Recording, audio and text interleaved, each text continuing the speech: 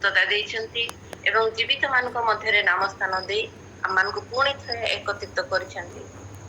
ପ୍ରଭୁଙ୍କୁ ସର୍ବପ୍ରଥମେ ପ୍ରଭୁ ଧନ୍ୟବାଦ ଦେବା ସହିତ ଏହି ପ୍ରାତଃକାଳୀନ ପ୍ରାର୍ଥନା ସଭାର ଆୟୋଜକ ମାନେ ଯେଉଁମାନେ କି ମତେ ଏହି ସୁଯୋଗ ଦେଇଛନ୍ତି ସେମାନଙ୍କୁ ମଧ୍ୟ ହୃଦୟ ଛୋଟ କୃତଜ୍ଞତା ଜଣାଏ। ତା ଛଡା କାଲି ମତେ ସମସ୍ତେ ରିମାଇଣ୍ଡ କରିଦେଇଛନ୍ତି ଆପଣଙ୍କର ଅଛି ବୋଲି ମତେ ଜାଗ୍ରତ କରିଛନ୍ତି। ଆପଣ ମାନଙ୍କୁ ମୁଁ ସମସ୍ତଙ୍କୁ ଧନ୍ୟବାଦ ଜଣାଏ। ଆଉ ଉପସ୍ଥିତ ଅନଲାଇନ ରେ ଯେତେ ଜଣ ଆମେ ଉପସ୍ଥିତ ଅଛନ୍ତି ସମସ୍ତଙ୍କୁ ମଧ୍ୟ ମୁଁ ପ୍ରଭୁ ଯୀଶୁଙ୍କ ନାମରେ ନମସ୍କାର ଜଣାଏ। ଆସନ୍ତୁ ଆମମାନେ ଦେଖିବା ପ୍ରଥମ କରିନ୍ଥୀୟ 25 ଏବଂ 26। ଯେ କେହି କ୍ରୀଡ଼ାରେ ପ୍ରତିଦ୍ୱନ୍ଦିତା କରେ ସେ ସମସ୍ତ ବିଷୟରେ ପରିମିତ ଭୋଗ ହୁଏ। ସେମାନେ ଖେଳଣୀୟ ମୁକୁଟ ପାଇବା ନିମନ୍ତେ ତାହା କରନ୍ତି, ତାହା ମାତ୍ର ଆମ୍ଭେମାନେ ଅକ୍ଷୟ ମୁକୁଟ ପାଇବା ନିମନ୍ତେ ତାହା କରୁ। ଅତଏବ ମୁଁ ଦୌଡୁଅଛି କିନ୍ତୁ ବିନା ଲକ୍ଷ୍ୟରେ ନୁହେଁ, ମୁଁ ମୁଷ୍ଟି ଯୁଦ୍ଧ କରୁଅଛି କିନ୍ତୁ ଶୂନ୍ୟକୁ ଆଘାତ କଲା ପରି ଲୋକ ପରି ନୁହେଁ। ଆସନ୍ତୁ ଆମମାନେ ପ୍ରାର୍ଥନା କରିବା। ଧନ୍ୟବାଦ ଧନ୍ୟବାଦ ଧନ୍ୟବାଦ ମଙ୍ଗଳମୟ ପରମେଶ୍ୱର, ତୁମର ପବିତ୍ର ନାମକୁ ଧନ୍ୟବାଦ କରେ ପ୍ରଭୁ ଏହି ସୁନ୍ଦର ଦିନ ପାଇଁ। ପୁନର୍ବାର ପ୍ରଭୁ ଏହି ସୁନ୍ଦର ସହଭାଗିତା ମଧ୍ୟକୁ ମତେ ଆଣିଲ, ସେଥିପାଇଁ ପ୍ରଭୁ ତୁମ ନାମ ମହାନାମରେ ଧନ୍ୟବାଦ ଦିଏ। ପୁଣି ପ୍ରଭୁ ମୋର ଯୋଉ କେତେ ଦିନ ହେଲା ମୁଁ ଆଟେଣ୍ଡ କରିପାରିନି, ସେଥିପାଇଁ ମୁଁ ଦୁଃଖିତ, ତାପରେ ମୁଁ କ୍ଷମା ମଧ୍ୟ ଚାହୁଁଛି। ପ୍ରଭୁ ତୁମେ ମତେ କ୍ଷମା କର। ପୁଣି ପ୍ରଭୁ ଏ ସମୟରେ ଏଇ ପବିତ୍ର ବାକ୍ୟକୁ ତୁମରି ହସ୍ତରେ ରଖୁଛି। ପ୍ରଭୁ ତୁମେ କଥା କୁହ ଏଇ ବାକ୍ୟକୁ ବୁଝିବା ପାଇଁ ଏବଂ ଅନ୍ୟମାନଙ୍କ ନିକଟରେ ପ୍ରଭୁ ଅନ୍ୟମାନଙ୍କୁ କାର୍ଯ୍ୟକାରୀ କରିବା ପାଇଁ ଏବଂ ନିଜେ ମଧ୍ୟ ସେଇ ବାକ୍ୟର କର୍ମକାରୀ ହେବା ପାଇଁ ଆମ ସମସ୍ତଙ୍କୁ ତୁମେ ସାହାଯ୍ୟ କର। ପ୍ରଭୁ ଯେତେ ଜଣ ଆମେ ଉପସ୍ଥିତ ଅଛୁ, ମୁଁ ବିଶ୍ୱାସ କରୁଅଛି ପ୍ରଭୁ ତୁମେ ପବିତ୍ର ଆତ୍ମାରେ ତୁମେ ସମସ୍ତଙ୍କୁ ଆବରି ରଖିଅଛ ବୋଲି ମୁଁ ବିଶ୍ୱାସ କରେ। ଏବଂ ପ୍ରଭୁ ଏବଂ ଏଇ ସମୟରେ ଆମେ ଯେତେ ଜଣ ପ୍ରଭୁ ଅଛୁ ସମସ୍ତଙ୍କୁ ତୁମେ ସୁନ୍ଦର ଭାବରେ ସୁରକ୍ଷା ଦେଇଛ ଏବଂ ସେମାନଙ୍କ ଯତ୍ନ ନେଇ ଆମ ମାନଙ୍କୁ ସମସ୍ତଙ୍କୁ ଏକତ୍ରିତ କରିଥିବାରୁ ପ୍ରଭୁ ତୁମ ମହାନମର ଧନ୍ୟବାଦ ଦେବା ସହିତ ଆଜିର ସମସ୍ତ ବିଷୟକୁ ତୁମରି ହସ୍ତରେ ସମର୍ପିତ କରି ମୁଁ ନିଜେ ପ୍ରଭୁ ତୁମ ନିକଟରେ ସମର୍ପିତ ହୋଇ ଛୋଟ ପ୍ରାର୍ଥନାଟି ପ୍ରଭୁ ଯୀଶୁଙ୍କ ନାମରେ ମାଗିଲି ପିତା, ଆମେନ।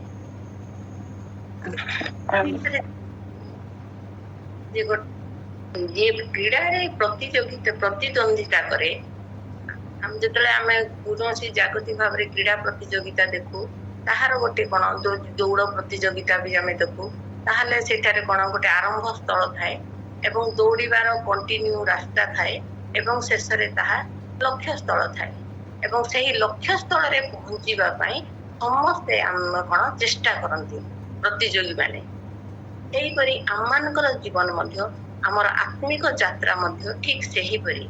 ଆମମାନେ କଣ କରୁ ନା ଯେତେବେଳେ ଆମେ ଛୋଟ ସମୟରେ ଆମେ ଯାଉ ଗିର୍ଜା ବାପା ମାଙ୍କ ସହିତ ଯାଉ, ବାଇବେଲ ପଢୁ, ପ୍ରାର୍ଥନା କରୁ, ତାହା କେବଳ ଆମମାନେ କଣ କରୁ ନା ବାପା ମାଙ୍କର ଯାଉଛନ୍ତି, ବାପା ମା ଯାଉଛନ୍ତି ଆମେ ତାଙ୍କ।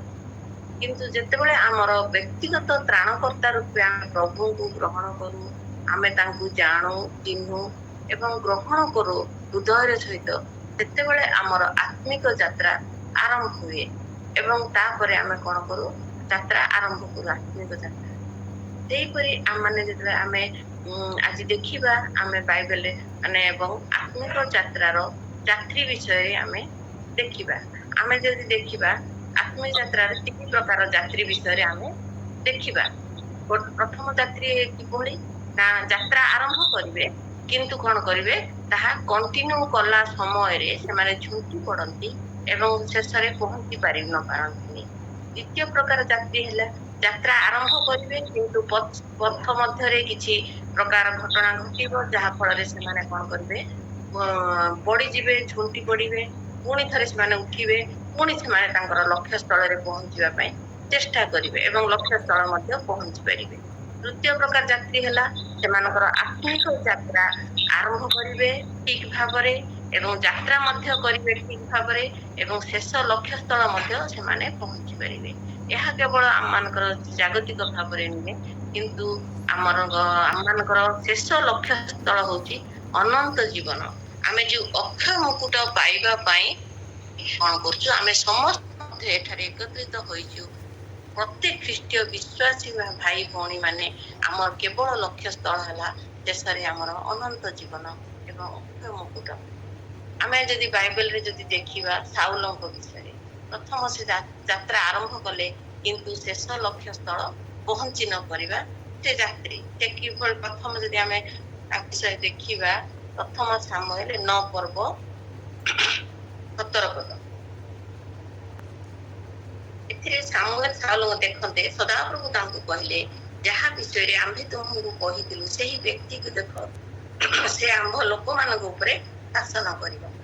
तापरे से सामुएल को जते बळे से सामुएल दर्शन देले जे इस्राएल गोष्ठी ऊपरे गोटे विचार कर्ता को नियुक्त करिबा पई से माने कोन करछन से माने साउलंक को दर्शन दैछन्ति ता पूर्व प्रभु जे काली प्राय एई समय आमे बिन्यान करे जणे लोक पठाइबा आउ तुम्हे ताहाको आम इस्राएल उपरे आपा अग्रणी करे अभिषिक्त करिवो कि आम लोक मानक उपरे पलेष्ट हस्तर उद्धार करिवो कारण आम लोक मानकर क्रंदन आम कर्ण कचर हेबारु आम्भे सेमानक प्रति दृष्टिपात जेतले इस्राएल माने पलिष्टी मान हाथ रे बंदी हेले सेतेबेले सेमाने क्रंदन कले एवं सेमाने कांदिया द्वारा सेमाने कोन करछन्ति सामुएल को दर्शन देकी प्रभु साउलंक को बाछिया पई अभिषिक्त करिया पई साउल मध्य जते बळे आछन से गध खोजी खोजी आसिला परे से माने गोटे सुनिले जे नै हमको से माने कहले आमे जिबा सेठी साउल आपण जे माक्स आमे आछाउ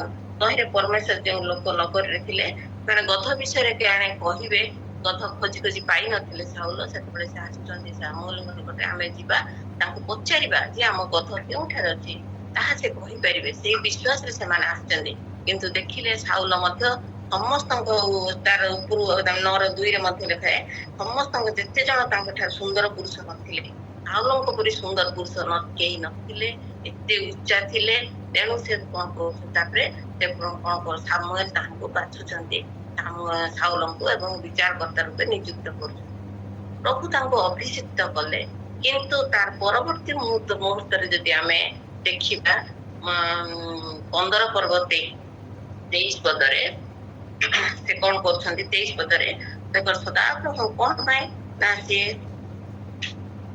जेहेतु विद्रोह मंत्र पाठ पाप तुल्य अबाध्यता अवस्त्र ठाकुर पूजा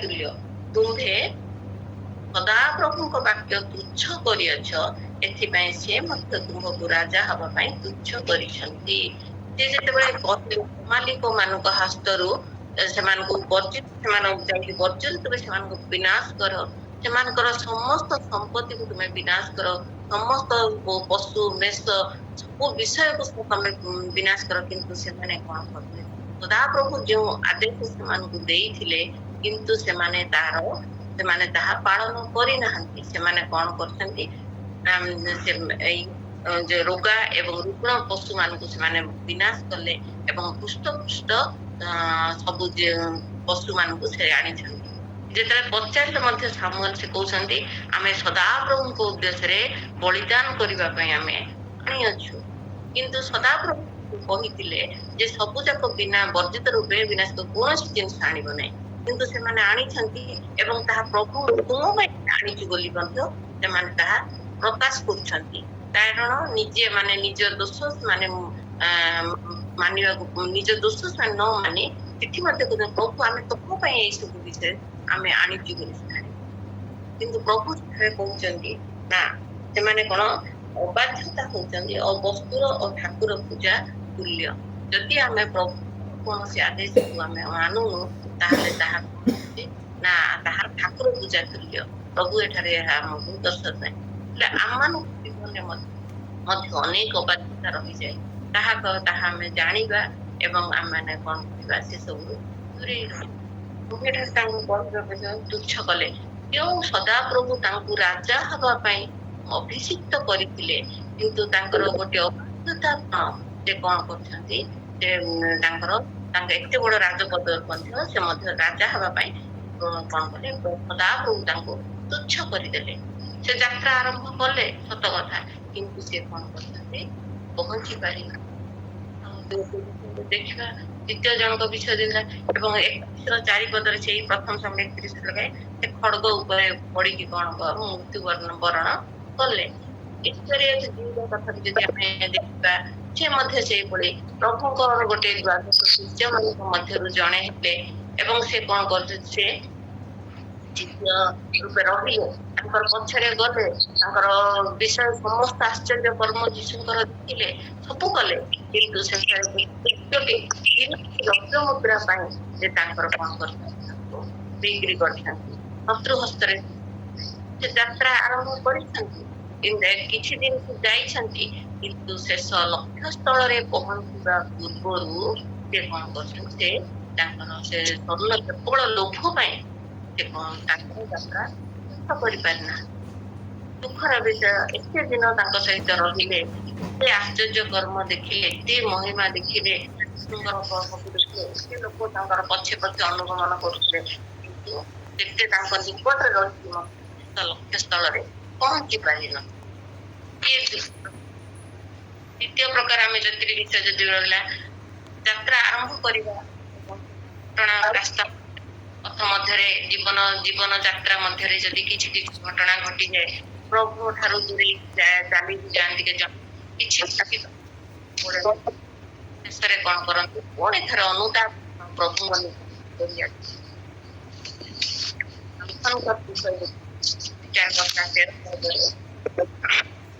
ବିଚାର କଥା 13 ପର୍ବ ଯଦି ଦେଖିବା ସାମସନଙ୍କ ବିଷୟ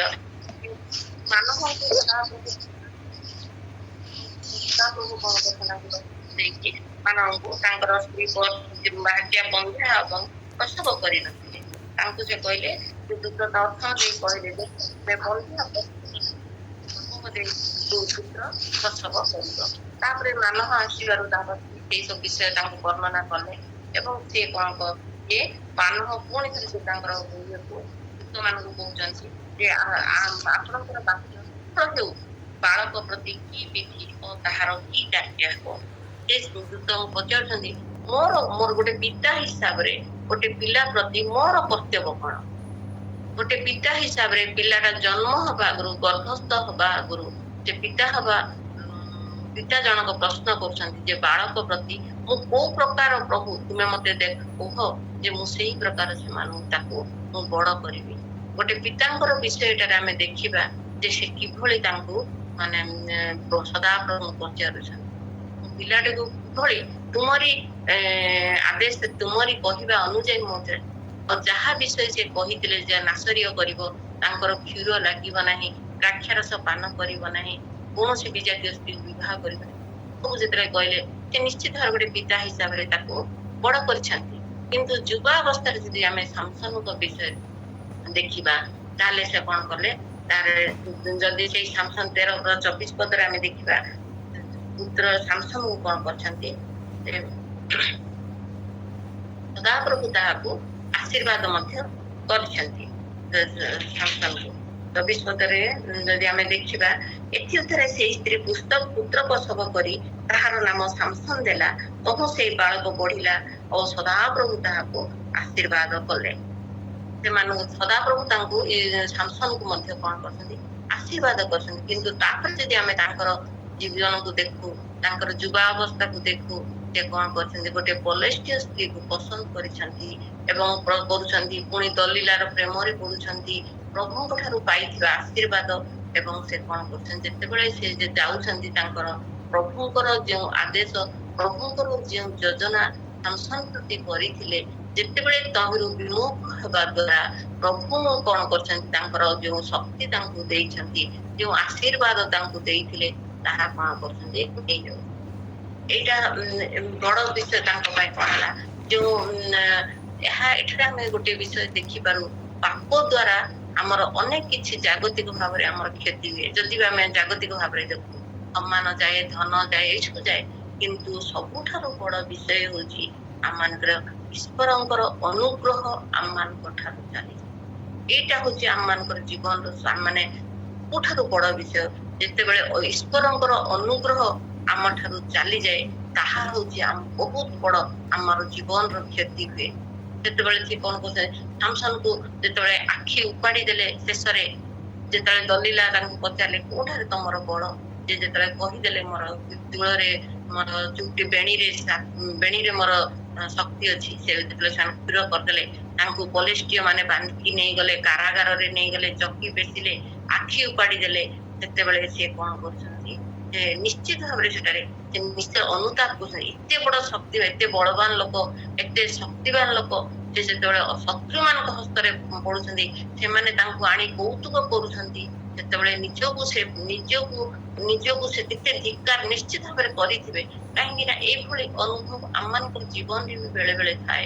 ଯଦି ଆମେ କେବେ କାହାକୁ କଣ କହିଦଉ କି କାହାକୁ ଆଘାତ ଦେଇଦଉ, ତାହେଲେ ଆମେ କେତେ ଭାବିଥାଉ ଯେ ପ୍ରଭୁ କାହିଁକି ଏ ବିଷୟ ମାନେ କହିଲି, କିମ୍ବା ଏ ବିଷୟ କାହିଁକି କଲି, ପ୍ରଭୁ ମୋ ଜୀବନରେ ଏସବୁ କାହିଁକି ଘଟିଗଲା ବୋଲି ଆମେ କେତେ ବିଷୟ ଆମେ ନିଜକୁ ଧିକ୍କାର ମଧ୍ୟ କରୁ, ଅନୁତାପ ମଧ୍ୟ କରୁ।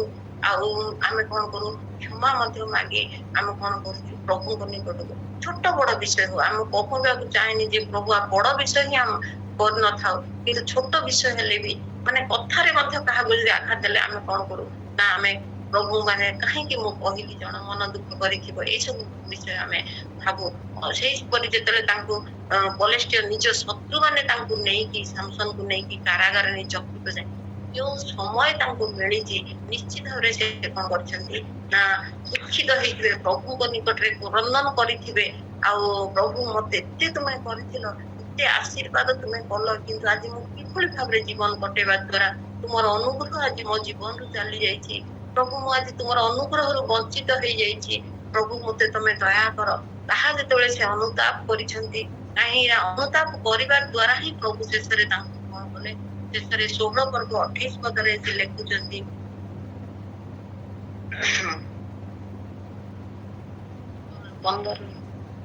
ଯଦି ଆମେ ଦେଖିବା ବିଚାରକର୍ତ୍ତା 16ର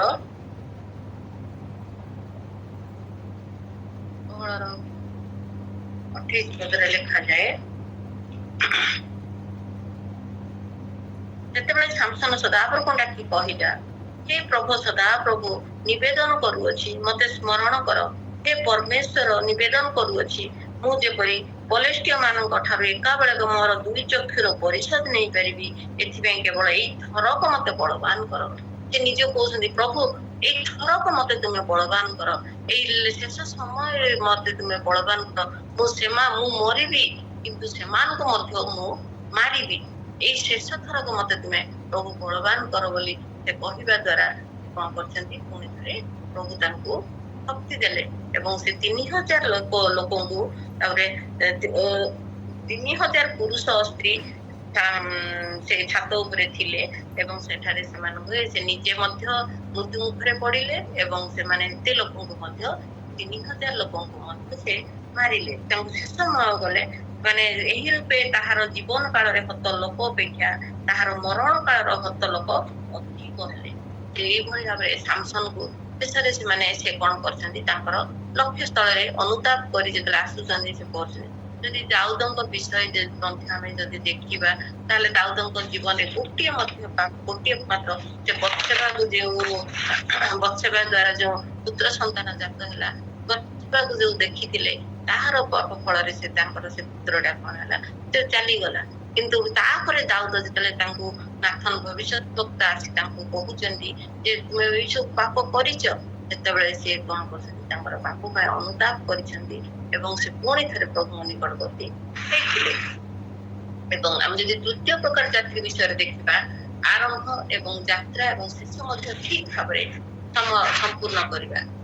ଯୋସେଫଙ୍କ ବିଷୟ ଯଦି ଦେଖିବା, ଆମେ ଯୋସେଫ କେତେ ତାଙ୍କ ଜୀବନରେ ତାଙ୍କ ଭାଇ ମାନଙ୍କ ଦ୍ଵାରା ମଧ୍ୟ ସେ ବିକ୍ରି ହେଇଗଲେ ମିଶରୀ ମାନଙ୍କ ନିକଟରେ। ସେଠାରେ ମଧ୍ୟ ସେ ଗଲେ, ସେ ପଟିପର ଦ୍ଵାରା ସ୍ତ୍ରୀ ଦ୍ଵାରା ଗୋଟେ କେତେ ବଡ ବିପଦରେ ସେ ପଡିଥିଲେ, କିନ୍ତୁ ସେଠାରୁ ମଧ୍ୟ ପ୍ରଭୁ ସେ ନିଜକୁ ରକ୍ଷା କଲେ। ପ୍ରଭୁଙ୍କ କାହିଁକି ନା ପ୍ରଭୁଙ୍କର ଆତ୍ମା ତାଙ୍କଠାରେ ଥିବା ଦ୍ଵାରା ସେ କଣ କରୁଛନ୍ତି, କୌଣସି ବିଷୟରେ ପାପ କରୁନାହାନ୍ତି। ସେ କିଭଳି ଭାବରେ ଆତ୍ମ ସଂଯମ ତାଙ୍କ ଜୀବନରେ ରଖିଥିଲେ, ସେ ପ୍ରଭୁଙ୍କୁ ବିଶ୍ୱାସ କରି ବଞ୍ଚିଥିଲେ। ଜୀବନରେ ଯେତେ ଦୁଃଖ କଷ୍ଟ ସମସ୍ୟା ଏପରିକି ଶେଷରେ କାରାଗାରରେ ବନ୍ଦୀ ହେଲେ, ତଥାପି ପ୍ରଭୁ ତାଙ୍କୁ ଶେଷରେ କଣ କରୁଛନ୍ତି, ତାଙ୍କେ ସବୁବେଳେ ପ୍ରଭୁ ସେ ରାଜା ମଧ୍ୟ ତାଙ୍କୁ କଣ ଉଚ୍ଚ ପଦରେ ତାଙ୍କୁ ଅଧିଷ୍ଠିତ କଲେ।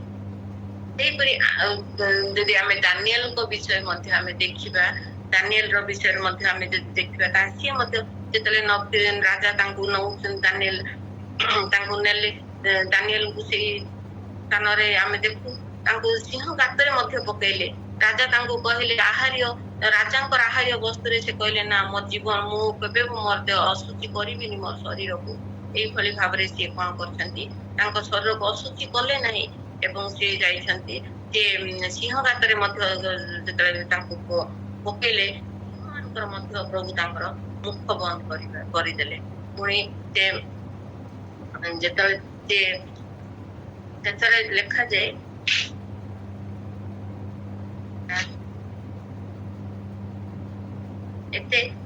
ଏହି ଦାନିଏଲଙ୍କର ଅନ୍ତରରେ ସେ ଶ୍ରେଷ୍ଠ ଆତ୍ମା ଥିବାରୁ ସେ ଅଧ୍ୟକ୍ଷ ଗଣ ଓ କ୍ଷିତିପାଳ ମାନଙ୍କ ଅପେକ୍ଷା ବିଖ୍ୟାତ ହେଇଥିଲେ। ସେ ତାପରେ ରାଜା ତାଙ୍କର ସମୁଦାୟ ରାଜ୍ୟ ଉପରେ ତାଙ୍କର ନାହିଁ ଏବଂ ସେ ଏଥିରେ ଅଧ୍ୟକ୍ଷ ଓ କ୍ଷିତିପାଳ ମାନେ ରାଜକର୍ମ ବିଷୟରେ ଦାନିଏଲ କୌଣସି ଦୋଷ ଅନୁସନ୍ଧାନ କଲେ, ମାତ୍ର ସେମାନେ କୌଣସି ଦୋଷ ବା ଅପରାଧ ପାଇପାରିଲେ ନାହିଁ, କାରଣ ସେ ବିଶ୍ୱସ୍ତ ଥିଲେ ଓ ତାଙ୍କର କୌଣସି ଭ୍ରାନ୍ତି ବା ଅପରାଧ ଦେଖାଗଲା ନାହିଁ। ଯେତେବେଳେ ଅଧ୍ୟକ୍ଷ ଏବଂ କ୍ଷିତିପାଳ ମାନେ ତାଙ୍କର ଦୋଷ ଅନୁସନ୍ଧାନ କରିବା ପାଇଁ ଲାଗିଲେ, ମାନେ କୌଣସି ଗୋଟେ ଛୋଟ ବିଷୟ ହେଲେ ମଧ୍ୟ ତାଙ୍କର ଦୋଷ ଦେଖେଇବେ ରାଜାଙ୍କ ନିକଟରେ, କିନ୍ତୁ ସେମାନେ ପାଇପାରିଲେନି। କାହିଁକି? ତାଙ୍କର ଅନ୍ତରରେ ଶ୍ରେଷ୍ଠ ଆତ୍ମା ଥିଲା, ସଦାପ୍ରଭୁଙ୍କର ଆତ୍ମା ଥିଲା। ତେଣୁ ସେ କଣ କରିଛନ୍ତି, ତାଙ୍କର କୌଣସି ଦୋଷ ବା ଅପରାଧ ସେମାନେ ଦେଖିପାରିନାହାନ୍ତି।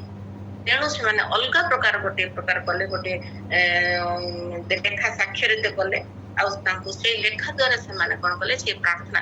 କିନ୍ତୁ ସେଠାରେ ଏବଂ ସେଠି ଲେଖାଯାଏ, ସେମାନେ ଯେତେବେଳେ ଲେଖା ସ୍ୱାକ୍ଷରିତ ହେଲା ଆଉ ସମସ୍ତେ, କିନ୍ତୁ ସେତେବେଳେ ଜାଣିଲା ଉତ୍ତରେ ଦାନିଏଲ ଆପଣା ଗୃହକୁ ଗଲେ। ତାଙ୍କ କୋଠରୀର ଝରକା ଜେରୁସାଲେମ ଆଡେ ମେଲା ଥିଲା। ପୁଣି ସେ ପୂର୍ବେ ଯେପରି କରିଥାନ୍ତି ସେ ତଦନୁସାରେ ଦିନ ମଧ୍ୟରେ 3 ଥର ଆଣ୍ଠୁ ପାତି ପ୍ରାର୍ଥନା କଲେ, ଆପଣା ପରମେଶ୍ୱରଙ୍କର ଧନ୍ୟବାଦ ପ୍ରଦାନ କଲେ। ସେ ଜାଣିଲେ ଯେଉଁମାନେ ତାଙ୍କର ସେ ଦେବତାଙ୍କୁ ପ୍ରଣାମ ନ କଲେ, ସେ କଣ କଲେ, ମନୁଷ୍ୟ ନିକଟରେ ପ୍ରାର୍ଥନା କରିବ, ସେ ସିଂହ ମାନଙ୍କର ଗର୍ତ୍ତରେ ନିକ୍ଷିପ୍ତ ହବ ବୋଲି ଯୋଉ ଲେଖା ସ୍ୱାକ୍ଷରିତ ହେଇଥିଲା, ସେ ଜାଣିଲେ। ତଥାପି ଯାଇକି କଣ କରୁଛନ୍ତି, ଯେପରି ଆଗରୁ ଯେପରି 3 ଥର ପ୍ରାର୍ଥନା କରୁଥିଲେ, ସେପରି ସେ ଜାଣିଥିଲେ ଏଇ ଯୋଉ ଲେଖା ଦ୍ଵାରା ହୁଏତ ତାଙ୍କୁ ଦଣ୍ଡିତ ହବା ପାଇଁ ପଡିବ, ରାଜା ତାଙ୍କୁ ସିଂହରେ ପକେଇଦେବେ ଜାଣିଥିଲେ। ତଥାପି ସେ ପ୍ରଭୁଙ୍କୁ ଯାଇକି କଣ କରୁଛନ୍ତି, ଧନ୍ୟବାଦ ଜଣାଉଛନ୍ତି। ଆମେ ଯଦି ତାଙ୍କର ଜୀବନକୁ ଦେଖୁ, ତାଙ୍କର ଯାତ୍ରା ଆରମ୍ଭ, ତାଙ୍କର କୌଣସି ଦୋଷ ଦୁର୍ଗୁଣ ମଧ୍ୟ ଶତ୍ରୁ ମାନେ ମଧ୍ୟ ତାଙ୍କର ପାଇପାରିଲେ ନାହିଁ। ଶେଷରେ ସେ ଯାତ୍ରା ଶେଷ କରୁଛନ୍ତି। ଏହିଭଳି ଆମେ ଯଦି ଦେଖିବା 3 ପ୍ରକାର ଯାତ୍ରୀ ବିଷୟରେ ଆମେ ଦେଖିବା, ଆମମାନେ ଏଇ ବିଷୟ ଆମମାନଙ୍କୁ ଆଜି ଆମମାନଙ୍କର କଣ ଶିକ୍ଷା ଦିଏ। ଆମମାନେ ଆଜି ସମୀକ୍ଷା କରିବା, ନିଜକୁ ବିଶ୍ଳେଷଣ କରିବା, ଆମମାନେ କେଉଁ ପ୍ରକାର ଯାତ୍ରୀ। ଆମମାନେ ବର୍ତ୍ତମାନ କଣ କରୁଛୁ ନା, ଆମେ ଦୌଡୁଅଛୁ, ଆମର କଣ୍ଟିନ୍ୟୁ ଆମର ଯାତ୍ରା ଆମେ କରୁଛୁ। ଆମମାନଙ୍କର ଜୀବନରେ ଆମ ମଧ୍ୟ ଅନେକ ସମସ୍ୟା ଆସିଥାଇପାରେ, ଆମମାନଙ୍କର ପରିବାରରେ, ଆମମାନଙ୍କର କର୍ମ କ୍ଷେତ୍ରରେ ଅନେକ ବିଷୟରେ ସମସ୍ୟା ଆସିଥାଏ। କିନ୍ତୁ ଆମମାନଙ୍କର ଗୋଟିଏ ଅଛି ଯେ ଲକ୍ଷ୍ୟ ସ୍ଥଳ, ଶେଷରେ ଅନନ୍ତ ଜୀବନ ଓ ଅକ୍ଷୟ ମୁକୁଟ। କାହିଁକି ଆମେ କେବେ ବି ଶୂନ୍ୟକୁ ଆଘାତ କଲା ପରି ଆମେ କରିବା ନାହିଁ। ଆମେ କରିବା ଯଦି ଆମେ ଆତ୍ମିକ ପଥର ଯାତ୍ରୀ, ଆମେ ବିଶ୍ୱାସୀ ଯେତେ ଜଣ ଆମେ ଅଛୁ, ମୋର ପ୍ରିୟର ଭାଇ ଓ ଭଉଣୀ ମାନେ, ଆମେ ସମସ୍ତେ ସେଇ ଗୋଟିଏ ଶେଷ ଲକ୍ଷ୍ୟ ସ୍ଥଳ ପାଇଁ ହିଁ ଆଜି ଆମେ ଏକତ୍ରିତ ହଉଛୁ। ସେଇ ପାଇଁ ସମସ୍ତେ ସକାଳ ଏତେ ପାହାନ୍ତିଆରେ ଏତେ ସୁନ୍ଦର ନିଦକୁ ସମସ୍ତେ ଛାଡି ଯେତେବେଳେ ଆମେ ଏକତ୍ରିତ ହଉଛୁ, କେବଳ ଆମର କଣ ଅଛି, କେବଳ ଗୋଟିଏ ଆମେ ବିଷୟ ରଖିଛୁ ନା, ଅନନ୍ତ ଜୀବନ ପାଇଁ। ତେଣୁ ଆମେ କେବେ ବି ତାହା ପ୍ରତି ଖାମଖିଆଲି ନ ହୋଇ ଆମମାନେ ସେଇ ଲକ୍ଷ୍ୟ ସ୍ଥଳକୁ ଆମେ ଦୌଡିବା। ତ ଆମମାନେ ବେଳେ ବେଳେ ଜୀବନରେ ପଡି ଯାଇପାରୁ, ଛୁଟି ପଡୁ, ତଥାପି ପ୍ରଭୁ ଆମମାନଙ୍କର ସହ କରିବେ। ଗୀତ ପ୍ରଦେଶ 12:28 ଧାର୍ମିକତା ରୂପ ପଥରେ ଜୀବନ ଥାଏ। ଧାର୍ମିକତା ରୂପ ପଥରେ କଣ ଥାଏ, ଜୀବନ ଥାଏ। ତେଣୁ ଆମେ ସେଇ ଜୀବନ ପଥରେ ହିଁ ଆମେ ଯେରେମିୟା 3:22 ଲେଖାଯାଏ, ହେ ବିପଥଗାମୀ ସନ୍ତାନ ମାନେ ଫେର, ଆମ୍ଭେ ତୁମର ବିପଥ ଗମନର ସୁସ୍ଥ କରିବା। ଯଦି ମନେକର ଆମମାନେ ଆତ୍ମିକ ଜୀବନରେ ଯଦି ମୋର ମଧ୍ୟ ଅନେକ ଭୁଲ ରହିଯାଇଥାଏ, ଅନେକ ସମୟରେ ଆମମାନେ ଝୁଣ୍ଟି ପଡିଛି, ଅନେକ ସମୟରେ ପଡିଯାଏ, ଅନେକ ସମୟରେ ପ୍ରଭୁଙ୍କର ଠାରୁ ବିଶ୍ୱାସ ଠାରୁ ଆମକୁ ଦୂରେଇ ଯାଇଥାଏ। ତଥାପି ପ୍ରଭୁ ଆମମାନଙ୍କୁ ପୁଣି ଥରେ ପ୍ରଭୁ କହନ୍ତି ଯେ ତୁମେ ଫେର, ତୁମେ ଯୋଉ ପଥରେ ଯୋଉ ଯାଇଛ, ଯୋଉ ପଥରେ ବିପଥ ଗମନ କରିଛ, ମୋ ଠାରୁ ଦୂରକୁ ଯାଇଛ, କିନ୍ତୁ ମୁଁ ଅଛି, ମୋ ନିକଟକୁ ତୁମେ ଫେର। ହେ ପରିଶ୍ରାନ୍ତ ଭାରଗ୍ରସ୍ତ ଲୋକ, ମୋ ନିକଟକୁ ଫେର, ମୁଁ ତୁମମାନଙ୍କୁ ବିଶ୍ରାମ ଦେବି। ଆଜି ଆମମାନେ ମଧ୍ୟ ଯଦି କିଛି ଅନ୍ୟମାନଙ୍କ ବିଷୟ ମୁଁ କାହିଁ କହିବି, ମୋ ବିଷୟ ମୁଁ ଯଦି କହିବି, ପ୍ରଭୁ ମତେ ମଧ୍ୟ ତୁମେ କ୍ଷମା କର। ଯଦି ମୋ ଜୀବନରେ ମଧ୍ୟ ଏମିତି କିଛି ଭୁଲ ହୋଇଯାଏ, ଯଦି ପ୍ରଭୁ ମୁଁ ତୁମ ଠାରୁ ଦୂରକୁ ମଧ୍ୟ ଚାଲିଯାଏ ବେଳେ ବେଳେ, ପ୍ରଭୁ ତୁମେ ମତେ ଅନୁଗ୍ରହ କରିଛ, ତୁମର ଏଇ ବିଶ୍ୱସ୍ତ ବାକ୍ୟ ତୁମେ ମତେ ଦେଇଛ, ତୁମେ ମତେ ନିଶ୍ଚିତ ଭାବରେ ଯଦି ବିପଥ ଗମନ ରୋଗ ସୁସ୍ଥ କରି ତୁମରି ପଥରେ ଯିବା ପାଇଁ ପ୍ରଭୁ, ସେଥିପାଇଁ ଆମମାନେ ଯଦି ଯୋଉ ଗୋଟେ ବିଷୟ ଆମେ ସ୍ୱର୍ଗୀୟ ଆହ୍ୱାନର ପଣ ପାଇବା ପାଇଁ, ଫିଲିପ 3 ଆହ୍ୱାନର ପଣ ପାଇବା ପାଇଁ ଆମେ ପ୍ରଭୁ ଯୋଉ ଆହ୍ୱାନ ଆମମାନଙ୍କ ପାଇଁ ରଖିଛନ୍ତି, ଯୋଉ ଯୋଜନା ନେଇ ଆମମାନଙ୍କୁ ସେ ସୃଷ୍ଟି କରିଛନ୍ତି, ପ୍ରଭୁ ସେଇ ଆମମାନେ ସେଇ ତାଙ୍କର ଯୋଜନାକୁ ଆମମାନଙ୍କର ଜୀବନରେ ଆମେ ସଫଳ କରିବା ଏବଂ ଆମମାନେ ସେଇ ପ୍ରାଣପଣ କରି ସେ ଅନନ୍ତ ଜୀବନ ପାଇବା ପାଇଁ ଏବଂ ସେ ଲକ୍ଷ୍ୟ ସ୍ଥଳ ପାଇବା ପାଇଁ ଆମେ କଣ କରିବା, ଦୌଡ଼ିବା ସବୁବେଳେ, ପ୍ରାଣପଣ ଆମେ ଚେଷ୍ଟା କରିବା। ତାପରେ ଆମେ ଯେ ଆମ ଜୀବନର ଯଦି ଆମ ଜୀବନରେ ଦୁଃଖ କଷ୍ଟ ସମସ୍ୟା ଅନେକ ସମୟରେ ଦୁର୍ଘଟଣା ଆସିଥାଏ, କିନ୍ତୁ ଆମେ କଣ କରିବା, ଶେଷରେ ସେଇ ଯାତ୍ରା ପଥରେ ପହଞ୍ଚିବା ପାଇଁ ଆମେ ସବୁବେଳେ ପ୍ରଭୁଙ୍କ ଠାରେ ନିର୍ଭର ରଖି ଆମମାନେ ଯାତ୍ରାକୁ ଶେଷ କରିବା। ଆମମାନଙ୍କର ଏହା ହଉଛି ଆମମାନଙ୍କର ଆତ୍ମିକ ଯାତ୍ରାର ଯାତ୍ରୀ ବିଷୟରେ ଯଦି ଆମେ କୋଉ ପ୍ରକାର ଯାତ୍ରୀ, ଆଜି ଆମେ ନିଜକୁ ସମୀକ୍ଷା କରି ଆମମାନେ ଆହୁରି ଯତ୍ନବାନ ହେବା, ଆହୁରି ଆମ ଜୀବନକୁ, କାହିଁକିନା ପ୍ରଭୁ ଆମମାନଙ୍କୁ ଗୋଟିଏ ଗୋଟିଏ ଦିନ ସୁଯୋଗ ଦଉଛନ୍ତି କେବଳ ଆମମାନଙ୍କୁ ନିଜ ଜୀବନକୁ ପରିବର୍ତ୍ତନ କରି ବଞ୍ଚିବା ପାଇଁ। ଯଦି ଆମମାନେ ଅନେକ ଏବେ ଯୋଉ ସାକ୍ଷ୍ୟ, ଅନ୍ୟମାନଙ୍କର ସାକ୍ଷ୍ୟ ମୁଁ ଶୁଣେ, ସେତେବେଳେ ଭାବେ ପ୍ରକୃତରେ କେତେ ଦୁଃଖ କଷ୍ଟ ଦେଇକି ମଧ୍ୟ ଆମମାନଙ୍କ ମଧ୍ୟରେ ମଧ୍ୟ ବିଶ୍ୱାସୀ ଭାଇ ଭଉଣୀ ମାନେ ଅଛନ୍ତି, ସେମାନଙ୍କର ସାକ୍ଷ୍ୟ ଶୁଣିଲେ ଏତେ ଜୀବନ୍ତ ସେମାନଙ୍କର ଜୀବନ, ଏତେ ସାକ୍ଷ୍ୟମର ଜୀବନ ସେମାନଙ୍କର, ଯେ ପ୍ରକୃତରେ ମୁଁ ଭାବେ ପ୍ରକୃତରେ ସେମାନେ ଏତେ ସାକ୍ଷ୍ୟମର ଜୀବନ ବହନ କରୁଛନ୍ତି, ଅନ୍ୟମାନଙ୍କ ନିକଟରେ ପ୍ରେରଣା ଦେବା ପାଇଁ ସେମାନେ ନିଜ ଜୀବନକୁ ବ୍ୟବହାର କରୁଛନ୍ତି। ସେମାନଙ୍କର କେବଳ ଜୀବନ ଅନ୍ୟମାନଙ୍କ ନିକଟରେ, ଅନ୍ୟମାନଙ୍କ ନିମନ୍ତେ ବ୍ୟବହାର ହଉଛନ୍ତି। କେତେ ଦୁଃଖ କଷ୍ଟ, ଯଦି ଆମେ ଆମର ପ୍ରଚାରକ ଭାଇ ମାନଙ୍କର ବିଷୟ ମଧ୍ୟ ଦେଖୁ, କେତେ ସେମାନେ କେତେ କଷ୍ଟ ଦୁଃଖ ସହିକି ପ୍ରଭୁଙ୍କର ବାକ୍ୟ ସେମାନେ ପ୍ରଚାର କରୁଛନ୍ତି। ଆମେ ତ ଘରେ ରହିକି ଆରାମରେ ମଧ୍ୟ କରିପାରୁ, କିନ୍ତୁ ସେମାନେ କେତେ କଷ୍ଟ କରେ, ଏତେ ମାନେ ସାକ୍ଷ୍ୟମର ଜୀବନ ସେମାନଙ୍କର ମଧ୍ୟ ଅଛି। କାହିଁକି ନା ସେ ପ୍ରଭୁଙ୍କୁ ସେମାନେ ବିଶ୍ୱାସ କରି ସେମାନେ ସେ ଲକ୍ଷ୍ୟ ସ୍ଥଳରେ ପହଞ୍ଚିବା ପାଇଁ ସେମାନେ କଣ କରୁଛନ୍ତି, ପ୍ରଭୁଙ୍କର ସେବା କାର୍ଯ୍ୟ ପାଇଁ ସେମାନେ ପଢିଛନ୍ତି। ଆଉ ଶେଷରେ ମୁଁ ଗୋଟିଏ ପଦ ପଢିବି, ଗୀତ ସଂହିତା 119:33 ପଦ, ହେ ସଦା ପ୍ରଭୁ ତୁମ୍ଭର ବିଧିରୂପ ପଥ ମତେ ଶିଖାଅ, ତହିଁରେ ମୁଁ ଶେଷ ପର୍ଯ୍ୟନ୍ତ ପାଳନ କରିବି, ତୁମ୍ଭ ଆଜ୍ଞା ପଥରେ ମତେ ଗମନ କରାଅ। ପ୍ରଭୁ ଆମମାନଙ୍କୁ ସେଇ ଆମେ ଯଦି ଶିଖିବା, ପ୍ରଭୁ ତୁମର ବିଧିରୂପ ପଥ ମତେ ଶିଖାଅ, ପ୍ରଭୁ ଆମମାନଙ୍କୁ ସେଇ ବିଧିରୂପ ପଥ ଶିଖାନ୍ତୁ, ଯେଉଁ ପଥରେ ଆମମାନେ ଗମନ କରିବା ଏବଂ ଯେଉଁ ପଥରେ ପ୍ରଭୁ ବାକ୍ୟ ଅନୁଯାୟୀ ନିଜ ଜୀବନ ଗଠନ କରିବା, ତାଙ୍କର ବାକ୍ୟକୁ ନେଇ ଆମ ଜୀବନରେ ଚାଲିବା, ତାଙ୍କୁ ସମ୍ପୂର୍ଣ୍ଣ ଭାବେ ଆମେ ସମର୍ପିତର ଜୀବନ କାଟିବା ଏବଂ ଏବଂ କଣ ତୁମ ଆଜ୍ଞା ପଥରେ ମତେ ଗମନ କର। ପ୍ରଭୁଙ୍କର ଆଜ୍ଞା ପଥରେ ଆମେ ଯେତେ ଜଣ ଆମେ ଉପସ୍ଥିତ ଅଛୁ, ଆମେ ସମସ୍ତେ ତାଙ୍କରି ପଥରେ ଆଗମନ କରି ଶେଷରେ ସେଇ ଅକ୍ଷ ମୁକୁଟ ଏବଂ ସେଇ ଲକ୍ଷ୍ୟ ସ୍ଥଳକୁ ଆମେ ପହଞ୍ଚି ପାରିବା, ଅନନ୍ତ ଜୀବନରେ ଆମେ ପ୍ରବେଶ କରିପାରିବା। ତାହେଲେ ଆମମାନଙ୍କର ଆଜି ଆମେ ଯେତେ ଜଣ ଆମେ ବିଶ୍ୱାସୀ ଭାଇ ଭଉଣୀ, ତାହା ଆମମାନଙ୍କର ଜୀବନର ସଫଳତା ଆମେ ପାଇପାରିବା। ତେଣୁ ଆଜି ଏହି ଅଳ୍ପ ବାକ୍ୟ ଦେଇ ଆମ ସମସ୍ତଙ୍କୁ ଆଶୀର୍ବାଦ କରନ୍ତୁ ଏବଂ ଯଦି ମୋର କିଛି ଭୁଲ ତଥ୍ୟ ଉପସ୍ଥାପନା କରିଦେଇଛି ତାହେଲେ ପ୍ରଭୁ ମତେ ଆପଣମାନେ ସମସ୍ତେ କ୍ଷମା ଦେବେ ବୋଲି ବିଶ୍ୱାସ କରେ। ଧନ୍ୟବାଦ। ହାଲେଲୁୟା। ଆଜିର ବାକ୍ୟ ଶୁଣି ମତେ ଗୋଟିଏ ପଦ ଗୀତ ଗାଇବାକୁ ଇଚ୍ଛା ହଉଛି। ମନସ୍ଥ କରିଛି ମୋ ଯୀଶୁ ସଙ୍ଗୀ, ମନସ୍ଥ କରିଛି ମୋ ଯୀଶୁ ସଙ୍ଗୀ, ମନସ୍ଥ କରିଛି ମୋ ଯୀଶୁ ସଙ୍ଗୀ, ଚାଲୁଥିବି